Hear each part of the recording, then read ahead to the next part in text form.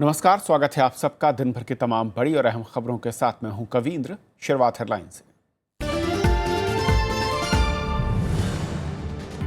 नेताजी की 119वीं जयंती पर 100 फाइलें सार्वजनिक। मौत से जुड़े राज हो सकते हैं बेपर्दा। परिजनों समेत राजनीतिक दलों ने किया स्वागत।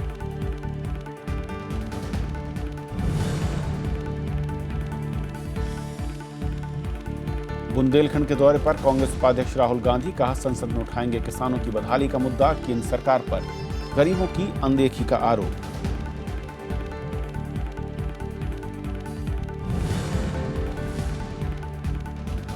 गणतंत्र दिवस से पहले देश भर में आतंकियों की धरपकड़ जारी। जम्मू कश्मीर के सोपोर से पकड़े गए 5 आतंकी। मुंबई और औरंगाबाद में भी 2 संदिग्ध गिरफ्तार।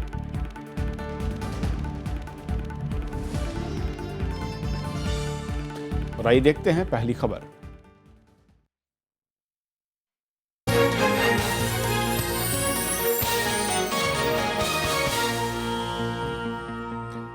कांग्रेस उपाध्यक्ष राहुल गांधी ने किसानों की दुर्दशा के लिए केंद्र सरकार को सीधे जिम्मेदार ठहराया है। उन्होंने आज बुंदेलखंड के महोबा में सूखा पीड़ित किसानों से मुलाकात की और उनकी समस्या को संसद में उठाने का वादा किया। राहुल ने कहा कि प्रधानमंत्री को बुंदेलखंड का दौरा कर किसानों की दयनीय हालत देखनी चाहिए। बुंदेलखंड में कांग्रेस उपाध्यक्ष राहुल गांधी की किसान पदयात्रा महोबा जिले के सूपा गांव से शुरू हुई। करीब 7 किलोमीटर की यात्रा में उन्होंने महिलाओं और किसानों से मिलकर उनकी समस्याएं जानी। बाद में एक रैली में राहुल गांधी ने केंद्र सरकार पर किसानों की अनदेखी के आरोप लगाए। प्रधानमंत्री जी, बुंदेलखंड भी हिंदुस्तान का एक हिस्सा है। ये जो सूखे खेत हैं, ये भी हिंदुस्तान के एक हिस्सा है। आप यहाँ आइए, अपनी आंखों से देखिए यहाँ क्या हो रहा है, और थोड़ी सी मदद आप बुंदेलखंड की भी कर दीजिए। कांग्रेस उपाध्यक्ष ने कहा है कि कच्चे तेल की कीमतों में गिरावट से होने वाले फायदे का एक हिस्सा बुंदेलखंड पर भी खर्च होना चाहिए। उन्होंने कहा कि अगर केंद्र और उत्तर प्रदेश सरकार यूपीए की नीतियों को लागू करती तो इस इलाके से विस्थापन नहीं होता। जो मैं यहाँ कह रहा हूँ बुंदेलखंड के किसान के बारे में, बाकी हिंदुस्तान के किसान के बारे में, मैं लोकसभा के अंदर पूरे हिंदुस्तान को बताऊंगा कि हिंदुस्तान के किसान के साथ, हिंदुस्तान के मजदूर के साथ किस प्रकार से ये सरकार बर्ताव कर रही है। बुंदेलखंड के 13 जिलों की आबादी करीब 2 करोड़ है। ये देश के सबसे पिछड़े इलाकों में से एक है। यहाँ पिछले 3 साल से लगातार सूखा पड़ा है। सिंचाई की पक्की व्यवस्था नहीं होने की सबसे ज्यादा मार किसानों पर पड़ रही है। Bureau report, Rajya Sabha TV. और राहुल गांधी के इस दौरे पर और बातचीत करेंगे हमारे साथ कांग्रेस के वरिष्ठ प्रवक्ता शकील अहमद साहब हैं। शकील जी, स्वागत है आपका।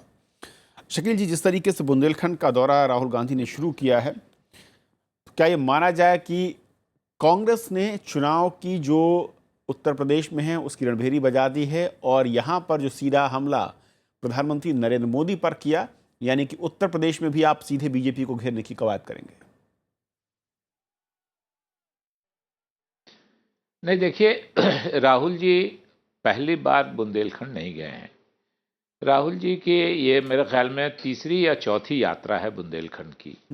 जब हमारा शासन था, यूपीए की सरकार थी देश में, तब भी राहुल जी वहाँ गए थे और राहुल जी के प्रयासों से लगभग 8,000 करोड़ रुपए का एक पैकेज बुंदेलखंड को दिया गया था, जिसमें कुछ काम भी हुए, मगर समस्या चूंकि इतनी विकराल है, लगभग 13 जिले हैं, उत्तर प्रदेश में भी है, मध्य प्रदेश में भी है। ये राहुल जी की यात्रा उत्तर प्रदेश के हिस्से में हो रही है।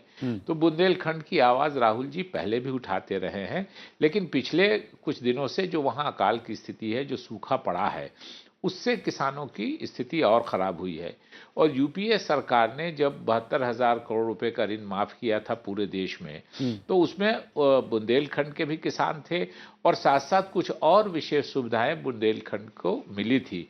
तो राहुल जी बुंदेलखंड जाते रहे हैं। फिर उसी सिलसिले में आज उनकी पद यात्रा थी लगभग 8 किलोमीटर के आसपास की, और उस रास्ते में जो मिलता है, जो किसान मिला, जो परिवार के लोग मिले, जो मजदूर मिले, उनसे बातें करके वो स्थिति से अवगत होकर और क्या करना चाहिए इस दिशा में उनकी पहल रहती है। जहाँ तक सरकार को घेरने की बात है, ये बात सही है। ये सरकार किसानों को सुविधा पहुँचाने के बजाय उनकी ज़मीन और उस ज़मीन पे काम करने वाले लोगों की मजदूरी छीन के, जो उनके कुछ 2-4 गिने चुने उद्योगपति मित्र हैं उनको हवाले करना चाहती है थी, जिसका राहुल जी ने बहुत विरोध किया। पार्लियामेंट के अंदर भी लड़ाई लड़ी और पार्लियामेंट के बाहर भी हम लोगों ने ये किया। हम धन्यवाद देते हैं दूसरी पार्टियों को भी, जो लाइक माइंडेड पार्टीज थी, उन्होंने भी पार्लियामेंट के बाहर आवाज़ उठाई, पार्लियामेंट के अंदर आवाज़ उठाई, जिसकी वजह कर मोदी जी को फोर्स्ड होकर, कंपेल होकर के 3 बार ऑर्डिनेंस लाने के बाद भी चौथे बार उसको लाने की हिम्मत नहीं हुई और लेकिन उस शकील जी, ऑर्डिनेंस को मैं लैप्स यूपी पर कराया अगर गया। लौटूं, तो आपकी राहुल जब जी सरकार किसानों के मुद्दे उठाते रहे। जी, आपकी सरकार जब थी तो 7,266 करोड़ का पैकेज आप लोगों ने दिया था, जहां तक मुझे याद पड़ता है। इसको लेकर मायावती ने आरोप भी लगाया था कि आपने तमाम योजनाओं का पैसा उसमें जोड़कर संख्या बढ़ा दी है। लेकिन मेरा सवाल थोड़ा सा अलग है कि क्या उस पैसे के बाद और स्टेट गवर्नमेंट के कोऑर्डिनेशन में कोई कमी थी, जिसके बावजूद वो नतीजे नहीं हासिल हो सके जो हो सकते थे? और जब राहुल गांधी बुंदेलखंड का दौरा कर रहे हैं तो वहां पर राज्य सरकार निशाने पर क्यों नहीं है? बीजेपी का आरोप है कि आप चुनाव की तैयारी कर रहे हैं और समाजवादी पार्टी के साथ मिलकर आगे बढ़ना चाहते हैं, इसलिए उसको आप घेरते नहीं हैं। नहीं, बिल्कुल निशाने पे समाजवादी पार्टी भी है और समाजवादी पार्टी से हमारी मुराद नहीं है, हमारी मुराद है उत्तर प्रदेश की सरकार से है। और ये बात हम बिल्कुल निश्चित रूप से कह सकते हैं कि वो मायावती जी की सरकार रही हो या मुलायम सिंह यादव जी की सरकार हो या अखिलेश जी की सरकार हो, जो पैसा हम लोगों ने दिया था, जो भारत सरकार ने दिया हमारे यूपीए के शासन में, उनका उस तरह इस्तेमाल इफेक्टिवली नहीं किया राज्य सरकार ने, जो राज्य सरकार को करना चाहिए था। ये हमारा स्टैंड कल भी था, ये हमारा स्टैंड आज भी है और आज के भी जो पद यात्रा है उसमें ये बातें परिलक्षित होती हैं। यूपीए सरकार ने जो पैसा दिया था उसका अगर ठीक से इस्तेमाल होता तो नतीजे कुछ और अच्छे, मैं ये नहीं कहता कि सारी समस्याएं समाप्त हो जाती, लेकिन नतीजे कुछ और अच्छे होते, जिसकी कमी हमको नजर आती है। लेकिन आज की जो मोदी सरकार है, जिसका खुला रवैया है कि ये किसानों और मजदूरों के खिलाफ है और अपने कुछ कॉरपोरेट मित्रों के, वो जो हम लोग बचपन में पढ़ते थे, by the people, of the people, for the people, वही है कि of the corporate, for the corporate and by the corporates, वही काम मोदी सरकार हो रहा है, जिसके बारे में राहुल जी ने यहाँ भी आवाज़ उठाई है और वहाँ जाके किसानों के बीच में, मजदूरों के बीच में, बुंदेलखंड में भी ये आवाज़ उठा रहे हैं। लेकिन शकील जी, क्या इस पूरे बुंदेलखंड की बदहाली के लिए आपको लगता है कि इस वक्त सिर्फ बीजेपी सरकार जिम्मेदार है, या फिर इसके लिए कहीं ना कहीं जो राज्य में सरकारें रही हैं, जो वर्तमान सरकार है, अखिलेश यादव सरकार, क्या वो भी बराबर की जिम्मेदार दिखती है और उसको भी आप घेरेंगे? नहीं, देखिए, सरकारें हमारी भी रही हैं। बुंदेलखंड देश के सबसे पिछड़े हिस्सों में से एक है। मैं उस पर राजनीति नहीं करके, आज जो सरकारों की कमियां नजर आ रही हैं, यूपीए सरकार शासन में थी, मैंने 8,000 करोड़ रुपए के आसपास कहा, आपने 7,000 कुछ 100 बताया, लगभग वही 8,000 करोड़ के आसपास है। और वो जो पैकेज दिया गया वो भारत सरकार देती है। इम्प्लीमेंटेशन में हमारी संघीय व्यवस्था जो है कि राज्यों का यूनियन है, हमारी फेडरल गवर्नमेंट जो है और फेडरल सरकार जो होती है, यूपीए सरकार में जो पैसा दिया गया उसका वहाँ की राज्य सरकारों ने, 2 मुद्दे हैं। एक तो वहाँ की राज्य सरकारों ने वैसा इफेक्टिवली इसका इस्तेमाल नहीं किया जिससे से ज़्यादा फ़ायदा बुंदेलखंड के किसानों को, बुंदेलखंड के मजदूरों को, बुंदेलखंड के रहने वालों को हो सके। और जो अभी की सरकार है, इसका रवैया ये तो बिल्कुल विरोधी है, उन पर हम इनइफेक्टिव होने का आरोप लगा रहे हैं और नरेंद्र मोदी जी और इनकी सरकार पे हम किसान और मजदूर विरोधी होने का आरोप लगा रहे हैं। और ये बात सबके सामने है कि नरेंद्र मोदी जी का रवैया और उनकी सरकार का रवैया किसानों और मजदूरों के, बुंदेलखंड के ही नहीं, देश के तमाम किसानों और मजदूरों के खिलाफ है। उसी को राहुल जी हाईलाइट कर रहे हैं। क्या शकील जी, ये माना जाए कि आगामी बजट सत्र में कांग्रेस बुंदेलखंड के किसानों को लेकर सरकार पर दबाव बनाएगी और जो कर्ज माफी की बात आपने की है, आपके नेता ने की है, उसको लेकर उस हद तक जाएगी जब तक कि सरकार उसे मानती नहीं है? देखिए, राहुल जी ने कहा है वो निश्चित रूप से करेंगे, उस मामले में वो बहुत गंभीर हैं। आपको याद होगा कि आज से 2-3 महीना पहले पंजाब में फसल तबाह हो रही थी और जो फसल मंडियों में आई थी, राज्य सरकार उनका प्रोक्योरमेंट नहीं कर रही थी।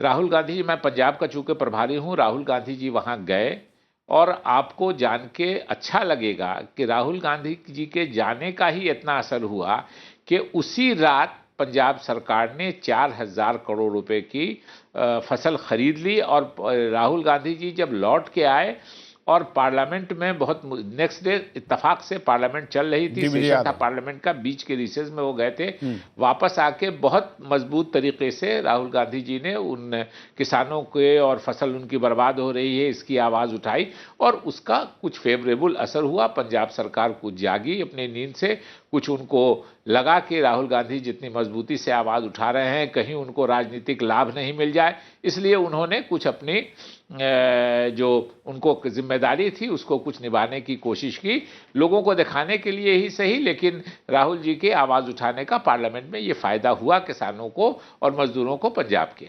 बिल्कुल ये उम्मीद की जानी चाहिए। एक आखिरी सवाल के साथ मैं खत्म करना चाहूँगा शकील जी, क्योंकि जो अनऑफिशियल रिपोर्ट्स ये कहती हैं कि जो आपने फंड जारी किया था 7,266 करोड़, उसमें से कई जिलों में फंड जस का तस पड़ा रहा, वो खर्च तक नहीं किया गया स्थानीय सरकारों की ओर से। केंद्र सरकार किसानों के कर्ज माफी को लेकर उदासीन दिखती है और राज्य सरकारें उस पैसे को खर्च करने को लेकर उदासीन दिखती हैं, और ऐसे में आपको क्या लगता है कि इस राजनीतिक दबाव से दोनों जगह पर कहीं कुछ काम आगे बढ़ेगा किसानों के हित में? हम समझते हैं कि जागरूकता आएगी और जागरूकता आने पर वहाँ अगर सरकार जो राज्य सरकार है अगर वो इफेक्टिवली काम नहीं कर रही है, वो अनदेखी कर रही है, तो निश्चित रूप से जो स्थानीय हमारे वर्कर्स हैं, हमारे वहाँ के लीडर्स हैं, पंचायत के डिफरेंट रिप्रेजेंटेटिव हैं जो ज़िले स्तर पर ज़िला परिषद के मेंबर हों और हैं, जो विधायक होंगे दूसरी पार्टियों के, उनकी जागरूकता बढ़ेगी और उनके साथ साथ जो जनता का दबाव जनप्रतिनिधियों पर बढ़ेगा तो वो राज्य सरकार को कंपेल करेंगे, जो उनके सांसद हैं उनके ज़रिए वो भारत सरकार को कंपेल करेंगे कि आप जो कर्ज माफ़ी है जैसे यूपीए सरकार ने किया था आप वैसे कर्ज माफ़ी का ऐलान करो, और राज्य सरकार को ये बाध्य करेंगे जनप्रतिनिधि जो वहाँ के हैं, जनता की जागरूकता बढ़ेगी कि आप इफेक्टिवली काम करो, जो भारत सरकार की योजनाएं हैं उसको लागू करो और आपकी भी जो अपनी जिम्मेदारी है राज्य सरकार की उसको भी निभाओ। इसका दबाव निश्चित रूप से राज्य सरकार और केंद्र सरकार दोनों पे बनेगा। शकील जी बहुत बहुत शुक्रिया वक्त देने के लिए, इस पूरे मसले पर हमारे साथ जुड़ने के लिए आपका। और ये थी हमारी पहली खबर। छोटा सा ब्रेक लेंगे, ब्रेक के उस पार दिन भर की दूसरी बड़ी खबरें।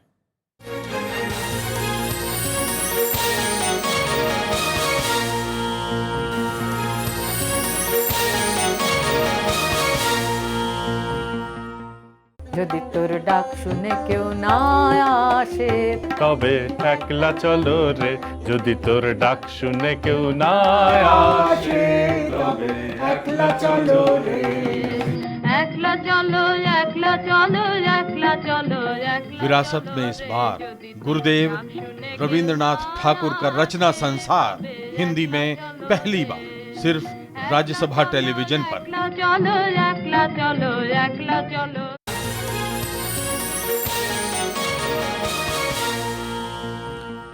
नेताजी सुभाष चंद्र बोस से जुड़े राज अब जल्द ही बेपर्दा हो सकते हैं। प्रधानमंत्री नरेंद्र मोदी ने आज उनके जीवन से जुड़ी 100 फाइलों को सार्वजनिक कर दिया।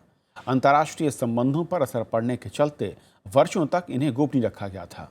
राजनीतिक दलों ने इस फैसले का स्वागत किया है, लेकिन कांग्रेस ने यह भी कहा कि पश्चिम बंगाल के चुनावों के मद्देनजर सरकार ने यह कदम उठाया है। स्वतंत्रता सेनानी सुभाष चंद्र बोस की 119वीं जयंती के मौके पर प्रधानमंत्री नरेंद्र मोदी ने वादे के मुताबिक नेताजी के जीवन से जुड़ी 100 गोपनीय फाइलों को सार्वजनिक कर दिया। डिजिटल रूप में ये फाइलें अब आम जनता और रिसर्च के लिए उपलब्ध है। नेताजी के परिजनों ने इस पर खुशी जाहिर की है। I mean, there are a lot of very important documents and papers as well as letters. चिट्ठी भी है, तो ये तो पढ़ने होगा, देखने होगा और आई एम श्योर कुछ न कुछ हदिश मिल जाए। ये बहुत अच्छी बात है। ये आज की जो एनडीए सरकार आए है, ये पहला सरकार है जो सही इतिहास भारत के जनता के सामने ये लोग रखेंगे। प्रधानमंत्री नरेंद्र मोदी ने राष्ट्रीय अभिलेखागार जाकर इन फाइलों को देखा। इन्हें www.netajipapers.gov.in पर भी देखा जा सकता है। सरकार ने आजादी के इतिहास की जानकारी के लिहाज से इसे बड़ा कदम बताया। They told me that today is a historical day. They are all very happy. I said not only they, the entire country will be happy. And not only country, people living in Southeast Asian countries who are all aware of the contribution made by Subhash Chandra Bose, they will be more than happy. Personally, I have been saying open also earlier, even before becoming a minister or becoming an MP, that has been long cherished dream to have the full truth known to the people. So people of India has got every right to know what exactly happened to Subhash Chandra Bose. Netaji की मौत से जुड़े राज को जाहिर करने की पहल का पश्चिम बंगाल की मुख्यमंत्री ममता बनर्जी के साथ विभिन्न दलों ने स्वागत किया है, लेकिन कांग्रेस ने इस मामले में सरकार की मंशा पर सवाल उठाए हैं। पश्चिम बंगाल के चुनाव की तैयारी के लिए वो नेताजी के नाम का भी दुरुपयोग करने में नहीं चूक रहे हैं। मेरा मानना है कि जो महापुरुष हैं उनके जीवन की कुछ बातें गोपनीय भी होती, और वो गोपनीयता उनके व्यक्तित्व और कर्तृत्व के हिसाब से बनाए रखनी चाहिए। किसी प्रकाशन से उनके व्यक्तित्व पर चोट ना आए, इसका ध्यान रखना चाहिए। अभी तक आधिकारिक रूप से यही कहा जाता है कि नेताजी की 18 अगस्त 1945 को ताइपेई में हवाई दुर्घटना में मौत हो गई थी। इस मसले की जांच के लिए बनी जस्टिस M.K. मुखर्जी समिति हालांकि इससे सहमत नहीं थी, लेकिन फाइल से पता चलता है कि नेताजी की मौत के बाद कांग्रेस पार्टी 1964 तक उनकी पुत्री को सालाना 6,000 रुपए भेजती थी। नेताजी की फाइलों से गोपनीयता हटने के बाद इतिहास की गुत्थियां सुलझेंगी या उलझेंगी, यह तो बात की बात है, लेकिन इतना जरूर हुआ है कि इतिहास का अध्ययन करने वाले लोगों को नई सामग्रियां मिली हैं, जिसका उपयोग राष्ट्र की मजबूती के लिए किया जाना चाहिए, राजनीतिक टकराव को जन्म देने के लिए नहीं। राज्यसभा टेलीविजन के लिए कैमरा पर्सन मनोज के साथ दिल्ली से अखिलेश सुमन। हैदराबाद विश्वविद्यालय के छात्र रोहित वेमुला की आत्महत्या पर विरोध जारी है। रोहित की मां ने इसे आत्महत्या की बजाय हत्या करार दिया है और मामले की उच्च स्तरीय जांच की मांग की। केंद्रीय मानव संसाधन विकास राज्य मंत्री उपेंद्र कुशवाहा ने विश्वविद्यालय का दौरा किया। कांग्रेस ने कहा है कि प्रधानमंत्री का दुख जताने की बजाय इस मामले में दखल देकर रोहित को न्याय दिलाना चाहिए। हैदराबाद विश्वविद्यालय के PhD के दलित छात्र रोहित वेमुला की आत्महत्या के मामले पर विरोध बरकरार है। प्रधानमंत्री नरेंद्र मोदी की ओर से इस मामले पर दुख जताने के बाद शनिवार को केंद्रीय मानव संसाधन विकास मंत्री उपेंद्र कुशवाहा ने भी यूनिवर्सिटी का दौरा किया। फैक्ट फाइंडिंग्स कमेटी बनी थी जिसने अपनी रिपोर्ट दी है और उसमें थोड़ी कमी निश्चित रूप से थी, ऐसा कहा गया है। तो उसके आधार पर आगे इंक्वायरी के लिए कमीशन बना है। कमीशन अपना काम करेगा, 3 महीना में उनको रिपोर्ट देना है। उसके बाद जो भी स्टेप लेना होगा मंत्रालय लेगा, बाकी यूनिवर्सिटी के ऊपर। लेकिन इस बीच रोहित के परिजनों ने प्रेस कॉन्फ्रेंस करके रोहित वेमुला के मामले में सरकार से इंसाफ की मांग की है। रोहित की मां ने आत्महत्या के पीछे साजिश की भी आशंका जाहिर की है। వాడి చావు కారణం ఏంటి? మీరు చంపారా లేకపోతే పిల్లోడు చచ్చిపోయాడా? తప్పకుండా శిక్ష పడాలి, వాళ్ళు ఇప్పుడు అరెస్ట్ అవ్వాలి। हालांकि कांग्रेस ने प्रधानमंत्री के दुख जताए जाने को नाकाफी बताते हुए इस मामले में उनके सीधे दखल की मांग की है। Beyond words, I would request the Prime Minister to act, because the nation has seen a lot of injustice being done to students, whether it was in Chennai, Pune, or now in Hyderabad. Rohit Vemula की मौत के मामले ने अब काफी तूल पकड़ लिया है। मुरादाबाद में रोहित को न्याय दिलाने का यह तरीका इसी की बानगी है। देश के कई और राज्यों में भी छात्र संगठनों के साथ राजनीतिक दलों ने इस मामले पर आवाज उठाई है। विपक्ष इस मामले में केंद्रीय मंत्रियों के साथ विश्वविद्यालय के वीसी के इस्तीफे की मांग पर कायम है। रोहित ने बीते रविवार को हॉस्टल में खुदकुशी कर ली थी। Bureau report, Rajya Sabha TV. JDU विधायक सरफराज आलम को पार्टी से निष्कासित कर दिया गया है। उन पर एक दंपति ने डिब्रूगढ़ नई दिल्ली राजधानी एक्सप्रेस में 17 जनवरी को बदसलूकी का आरोप लगाया था। इस आरोप के बाद बिहार के मुख्यमंत्री नीतीश कुमार ने विधायक के खिलाफ कार्रवाई का भरोसा दिया था। सरफराज आलम पर छेड़खानी के अलावा बिना टिकट यात्रा करने का भी आरोप है। पहले से ही हम लोगों का स्टैंड रहा और इसी के ऊपर पार्टी चलती रही और सरफराज आलम जी के ऊपर भी एक्शन होगा और उनको सस्पेंड किया जाएगा। ये फैसला हुआ, ये फैसला लिया गया राष्ट्रीय अध्यक्ष जी की उपस्थिति में कि सरफराज जी को सस्पेंड किया जाएगा उनके आचरण के चलते, उनके व्यवहार के चलते। केरल के आबकारी मंत्री के बाबू ने मुख्यमंत्री ओमान चांडी को आज इस्तीफा सौंप दिया है। के बाबू पर 50 लाख रुपए की रिश्वतखोरी का आरोप था और इस मामले में विसल-ब्लोअर बीजू रमेश की शिकायत के बाद त्रिसूर की सतर्कता अदालत ने उनके खिलाफ केस दर्ज करने के आदेश दिए थे। बीजू रमेश ने आरोप लगाया था कि बार के परमिट के लिए उन्होंने के बाबू को 50 लाख रुपए की रिश्वत दी। कोची में प्रेस कॉन्फ्रेंस कर उन्होंने इस्तीफे की घोषणा की। जम्मू कश्मीर से हरकतुल मुजाहिदीन के 5 आतंकियों को गिरफ्तार किया गया है। इनके पास से हथियार और विस्फोटक बरामद हुए हैं। उधर महाराष्ट्र से आज 2 और संदिग्धों को गिरफ्तार किया गया। जम्मू कश्मीर पुलिस को आतंकी संगठन हरकत उल मुजाहिदीन के खिलाफ बड़ी सफलता मिली है। सोपोर से आतंकी संगठन के 5 सदस्यों को गिरफ्तार किया गया। पुलिस का कहना है कि ये लोग गणतंत्र दिवस के दौरान हमले की साजिश रच रहे थे। आज सोपोर पुलिस ने और हमारी जो आरआर यूनिट्स हैं यहाँ पे जो 52 आरआर, जब कल उन्होंने जैसे ही हमारा जो जनरल अलर्ट है वो चल रहा था, तो जो पुलिस को एक टिप ऑफ मिला, तो जब हमने जो इसके ऊपर कार्रवाई की तो इसमें इस जो मिलिटेंट है इसको पकड़ा है, इसके कुछ साथियों को भी पकड़ा है। उधर शनिवार को मुंबई और औरंगाबाद से 2 और संदिग्धों को गिरफ्तार किया गया। इन पर आईएस के प्रति हमदर्दी रखने का आरोप है। पुलिस ने इन्हें पूछताछ के लिए एनआईए को सौंप दिया है। वहीं शुक्रवार को गिरफ्तार 13 संदिग्धों को पूछताछ के लिए दिल्ली लाया गया है। ट्रांजिट वारंट पे जो है दिल्ली लेके गए।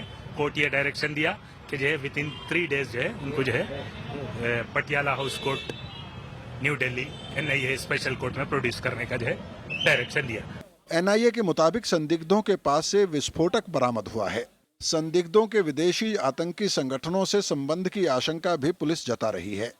पीटीआई के मुताबिक ये लोग जनूद उल खलीफा हिंद समूह के सदस्य हैं और इनकी विचारधारा आईएस से मिलती है। Bureau report, Rajya Sabha TV. इस बार गणतंत्र दिवस परेड ज़्यादा रोमांचक होगी। टैंक, सुपरसोनिक क्रूज मिसाइलें और रंग बिरंगी झांकियों के साथ सेना का जांबाज डॉग स्क्वाड भी परेड में हिस्सा लेगा। परेड की अवधि को भी घटाकर लगभग 1 घंटा कर दिया गया है। शनिवार को गणतंत्र दिवस परेड की फुल ड्रेस रिहर्सल हुई। इसे देखकर पता चलता है कि इस बार गणतंत्र दिवस की परेड को लोग सालों तक भूल नहीं पाएंगे। 27 साल बाद सेना का डॉग स्क्वाड भी राजपथ पर जवानों के साथ कदम ताल करता दिखेगा। इस बारी 26 जनवरी परेड में कॉन्शियस डिसीजन लिया गया है कि थोड़ा परेड का टाइम रिड्यूस किया जाए। तो हमारी जैसे आर्मी कंटिजेंट पहले 8 होती थी, इस बारी 6 हुई है। इसी प्रकार से मेरे ख्याल से बाकियों की भी थोड़ी थोड़ी कट की गई हैं और 90 मिनट्स का ओवरऑल टाइम है कंटिजेंट का। फ्रांस के राष्ट्रपति फ्रांसवा ओलांद इस बार समारोह के मुख्य अतिथि होंगे। फ्रांस की 35वीं इन्फेंट्री रेजिमेंट का दस्ता भी परेड में हिस्सा लेगा। पहली बार गणतंत्र दिवस परेड में कोई विदेशी सैन्य दस्ता शिरकत करेगा। इसे नई परंपरा की शुरुआत माना जा रहा है। The Grand Army Infantry Band is composed of 48 musicians marching on the parade and the 35th Infantry Regiment of 75 infantrymen marching on the parade day. इस बार पूर्व सैनिकों का दस्ता राजपथ पर कदम ताल नहीं करेगा। इसकी जगह उनकी झांकी परेड में होगी और इसमें तीनों सेनाओं के पूर्व सैनिक शामिल होंगे। अभी तक सिर्फ थल सेना के पूर्व जवान ही परेड में हिस्सा लेते रहे हैं। विपिन चौहान, राज्यसभा टीवी। वित्त मंत्री अरुण जेटली ने कहा है कि व्यापार के लिए बेहतर वातावरण बनाने का काम जारी है। दावोस में विश्व आर्थिक मंच की बैठक में उन्होंने कहा कि पक्ष के विरोध के बावजूद जीएसटी बिल को जल्द ही संसद की मंजूरी मिलेगी। वित्त मंत्री के मुताबिक लगातार 2 साल से पड़ रहे सूखे ने गांवों में मांग घटा दी है और इसका असर विकास दर कम होने के तौर पर सामने आया। उन्होंने निर्यात में कमी को चिंता का सबब बताया और कहा कि इसे बढ़ाने के लिए कई उपाय किए गए हैं। We still have a very large section of population living in poverty. And therefore, we need a high growth rate sustained over a long period of time. It's only then that we can get this segment out of poverty. Australia के खिलाफ 5 मैचों की series के आखिरी match में भारत ने 6 wicket से जीत दर्ज की। मनीष पांडे के नाबाद 104 रनों की पारी ने भारत को सीरीज में क्लीन स्वीप की हार से बचा लिया। 5वें मैच में हार के बावजूद ऑस्ट्रेलिया ने 4-1 से सीरीज अपने नाम कर ली। मनीष पांडे को अपने पहले वनडे शतक के लिए मैन ऑफ द मैच चुना गया। वहीं सीरीज में सबसे ज़्यादा 441 रन बनाने वाले रोहित शर्मा को मैन ऑफ द सीरीज से नवाजा गया। वनडे सीरीज में हार के बाद अब टीम इंडिया को T20 सीरीज से उम्मीदें हैं। 3 मैचों की T20 सीरीज का पहला मैच 26 जनवरी को ओवल में होगा।